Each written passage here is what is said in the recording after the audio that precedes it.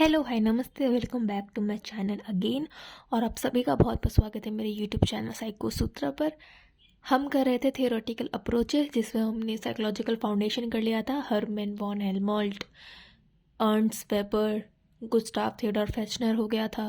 स्ट्रक्चरिज्म हम कर रहे थे। फंक्शनिज्म हमारा पूरा हो गया था। William James, Francis Galton and और भी काफ़ी सारे, Sigmund Freud, Carl Jung, Karen Horney, ये सब हम कवर कर चुके हैं। आज हम करने जा रहे हैं Edward Bradford Titchener. So he was born in England into a family with very important lineage but with a very little money. So वो पैदा हुए थे वो इंग्लैंड में, लेकिन एक पुअर फैमिली में। पर उनकी इंटेलेक्चुअल एबिलिटीज़, वो इंटेलिजेंट थे इतने कि उन्होंने स्कॉलरशिप जीत लिया था कॉलेज में और आगे की पढ़ाई उन्होंने उसी से की। He studies philosophy and work as a research assistant in physiology. उन्होंने एकेडमिक प्राइजेस काफ़ी सारे जीते क्योंकि वो एक बहुत ब्रिलियंट स्टूडेंट थे। उनको साइकोलॉजी में इंटरेस्ट आया और वो लिप्जिग चले गए अपने पढ़ाई करने अंडरवुड। उन्होंने डॉक्टरल डिग्री कब पाई थी? 1892 में।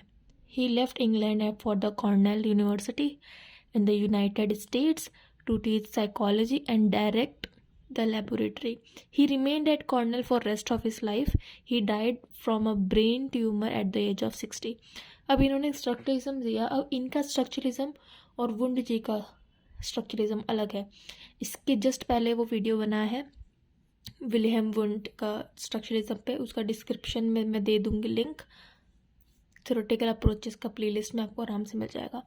सो Titchener altered Wundt system of psychology when he bought it from Germany to United States. He offered his own approach, structuralism. In reality, the two systems, structuralism and Wundt's approach, were radically different, and the label structuralism can properly be applied to Titchener's psychology.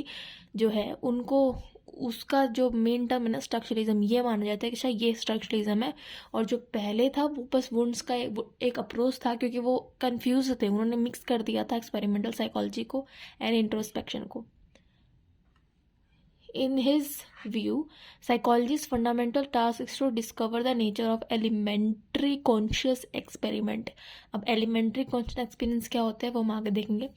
सो टीचनर के कुछ contribution थे। उन्होंने introspection के ऊपर बात की, the content of conscious experience, principle of association, apparatus and techniques के बारे में बात की। पहला स्टार्ट करते हैं टीचनर्स का। टीचनर ने इंट्रोस्पेक्शन के बारे में क्या कहा और कैसे यूज़ किया। Titchener's use the introspection was more complicated than Wundt's. His subject had to be searched for the elemental ingredients of the experience. Their job was to describe the basic raw elements of the experiences from which complex cognitive experience was built. छोटे छोटे basic raw जो होते हैं ना, जैसे छोटे छोटे particle से एक बड़ी चीज़ बनती है, वैसे ही सिंपल रॉ बेसिक एलिमेंट से, ठीक है, किसके एलिमेंट? एक्सपीरियंस के एलिमेंट से हम कुछ कॉम्प्लेक्स बड़ा कॉग्निटिव एक्सपीरियंस बनता है। कहते हैं ना छोटे छोटे तजुर्बों से बड़ा तजुर्बा बनता है। ये तो बात मैंने लेमन लैंग्वेज में समझाने के लिए बोल दिया है, ठीक है। Therefore, his subject had to be carefully traced to avoid reporting the meaning of stimuli, the content of conscious experience. अब इसका मतलब क्या है? कॉन्शियस एक्सपीरियंस होता क्या है और उसका कंटेंट क्या होता है? According to him the subject matter of psychology is conscious experience. Subject matter of Wundt क्या था? कॉन्शियसनेस। इनका क्या है? Conscious experience. एज डैट कि एक्सपीरियंस जो है वो किसके ऊपर डिपेंड करता है? जो उसको एक्सपीरियंस कर रहा है। भाई मेरा एक्सपीरियंस जो मैं एक्सपीरियंस कर रही हूँ मेरे ऊपर ही डिपेंड करेगा ना, ठीक है। ए इंसान है, ए इंसान का एक्सपीरियंस बी इंसान पर डिपेंडेंट नहीं करेगा, ठीक है, क्योंकि मेरा एक्सपीरियंस है वो मेरा है, वो मेरे ऊपर निर्भर करता है। तो मैं जो बताऊंगी वो ज़्यादा करेक्ट होगा, ठीक है। वो conscious experience that the real conscious experience. He concluded that the elemental process consciousness consist of three things: sensation, image and affection. Sensation मतलब परसेप्शन, एलिमेंट्स का परसेप्शन। अच्छा, परसेप्शन का मतलब क्या होता है? Perception is nothing just sensation with their interpretation, ठीक है। खैर, सेंसेशन का मतलब क्या होता है? Elements of perception, images, elements of ideas, affection, elements of emotions. ठीक है, तो perception, ideas and emotion. He concluded that the over 40,000 of the identifiable sensation, most of which are related to the sense of vision with the audition and means auditory and the other sense organs, other senses. Third है principle of association, कि कौन सी दो तीन चीज़ें वो associate कैसे करते हैं, एक दूसरे से रिलेट, कनेक्ट, ऑर्गेनाइज कैसे होती है माइंड में. ठीक है, Titchener propose that the principle of association that describe how mental elements were connected and organized in mind. He identified 3 primary laws, जिसमें पहला है contiguity, similarity and contrast. contiguity का मतलब क्या है कि अगर दो या दो से ज़्यादा चीज़ें साथ में हो रही हैं, इसका मतलब कि वो एसोसिएट करेंगी. सिमिलैरिटी, अगर दो चीज़ें सेम है तो वो साथ में एसोसिएट करने की कोशिश करेंगी. ठीक है, क्योंकि वो more likely to each other है.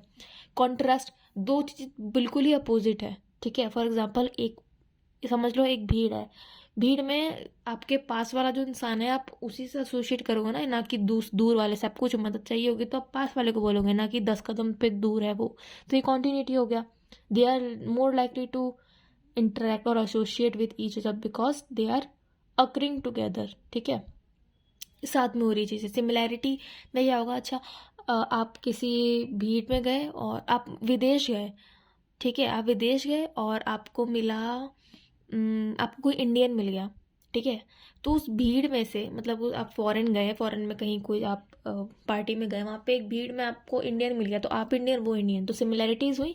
तो आप दोनों more likely to connect, associate with each other होंगे. ठीक है, कॉन्ट्रास्ट कहीं बिल्कुल ही अपोजिट हो गया. फॉर एग्जांपल कि आप एक ट्यूशन में, जैसे मैं ही जब एक ट्यूशन में जाती थी, वहाँ पे सारे बच्चे दूसरे स्कूल के आते थे. ठीक है, सारे एक ही स्कूल के थे, बस हम 2 बच्चे थे जो अलग स्कूल के थे, हम दोनों अलग ही रहते थे. मतलब हम दोनों अपोजिट थे कि हम लोग बिल्कुल ही डिफरेंट बैकग्राउंड से हैं, लेकिन जो बाकी सारे जने थे वो सारे एक जगह थे. तो हम दोनों कॉन्ट्रारी भी हो गए और अलग भी हो गए. ठीक है, तो हम दोनों साथ में एसोसिएट कर लेते थे कि सारे स्कूल वाले, ठीक है, एक तरफ है, हम 2 अलग स्कूल वाले ट्यूशन पढ़ने आ रहे हैं, हम दोनों एक साथ हैं. तो they are more likely to associate with each other. Fourth है apparatus and the techniques. He developed various apparatus and techniques to aid in the introspective analysis of conscious experience. For example, he used the stimulus error. Stimulus error क्या होता है? Technique to minimise the influence of the external stimuli on the introspective report. Introspective report देखो, अगर layman language में बहुत ही basic example देते हो, कोई मेडिटेशन कर रहा है. ठीक है, अब स्टिमुलस एरर का वर्ड क्यों दिया गया है कि अच्छा कोई मेडिटेशन करा तो वो शांति से अकेले करने दो. अब उसके आसपास मक्खी घूम रही है, या बाहर से आवाज़ आ रही है, या कोई घर में कुछ काम हो रहा है, या घर में बर्तन की आवाज़ आ रही है, तो कहीं ना कहीं उसको अफेक्ट होगा. So to minimise influence of external stimuli, उन सबको हटा के, उन सबको नाम ही देखो स्टिमुलस एरर है, यहाँ पे नहीं है, सब कुछ हटा दो. ठीक है, so he use the stimulus error technique to minimise the influence of external stimuli on the introspective reports. criticism देखते हैं. he structuralism, ठीक है, the structuralist movement was accused of artificially and sterility of attempting to analyze conscious experience into elements. Critics argued that the experience does not come to us in an individual sensation image but in unified wholes. इन्होंने कहा कि इनका सबसे बड़ा criticism क्या है कि introspection पे कुछ ज़्यादा ही इन्होंने ध्यान दिया. ठीक है, जैसे वुंड जी ने भी किया था, और लोगों ने बोला कि जो एक्सपीरियंस होता है ना, वो टुकड़ों में नहीं आता है, सेंसेशन, इमेजेस है, इन सब में नहीं आता, वो एक साथ आता है एज ए यूनिफाइड होल. ठीक है, इनके बुक्स देख लेते हैं. N outline of psychology, primer of psychology and experimental psychology, ये इनकी 3 मेजर बुक्स है जो उन्होंने लिखा.